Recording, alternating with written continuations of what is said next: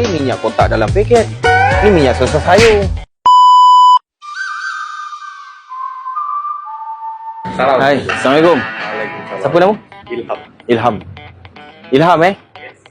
Orang kata awak ada jual minyak paket. Ada? Kat mana minyak? Banyak ni, stok. Kat kaunter memang simpan berapa banyak Habis top up. Habis top up. Adalah. So, diorang kalau datang, diorang minta. Yang ramai beli orang mana? Semua orang pun beli, Pak. Semua orang boleh beli. Okey, mesti awak tak tahu sesuatu kan? Tak apa. Kejap lagi saya baru bagi tahu sesuatu. Minyak jual berapa ringgit? Confirm?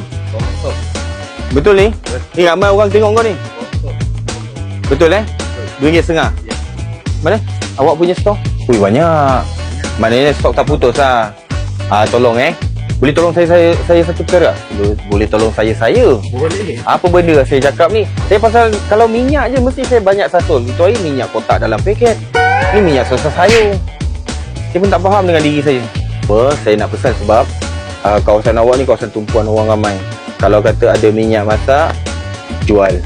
Kalau jual tu berapa ringgit? So minyak masak kita tak boleh sorok. Tak boleh sorok. Benar ke kalau awak orang nak beli minyak paket lah, saya nak beli minyak paket, lepas tu awak cakap dengan dia, tak boleh, kena beli ni barang lain dulu baru boleh saya bagi sepaket? Tak ada. Tak ada syarat? Okey, bagus. Sebab Minyak tu tak kisah kau dah beli minyak saja ke atau lain barang sekali ke, tak kisah. Kalau ada kita jual. Tak ada cakap tak ada. okey, baik, faham, bagus. Harga dekat paket lah. Maknanya awak dah siap bungkus, harga letak kat paket. Memang praktis awak memang buat macam ni. Awak confirm semua tempat awak ada harga? Ada. Okey, jom kita jalan-jalan. Awak letak ni lah. Awak buat macam ni. Konsep minyak masak? Nak tahu tak? Lepas ni nak beli minyak masak, kena melalui aplikasi Mobile Ecos. So, dah download ke belum aplikasi ni? Senang je. Aplikasi ni untuk rakyat Malaysia. So, make sure korang download dulu aplikasi Mobile Ecos, buat pengesahan menggunakan kad pengenalan. Faham kan maksud tu? Okey, dah dapat minyak masak. Ilham, terima kasih sebab patuh undang-undang. Tapi kalau tak patuh undang-undang, saya datang lagi. Terima kasih banyak-banyak.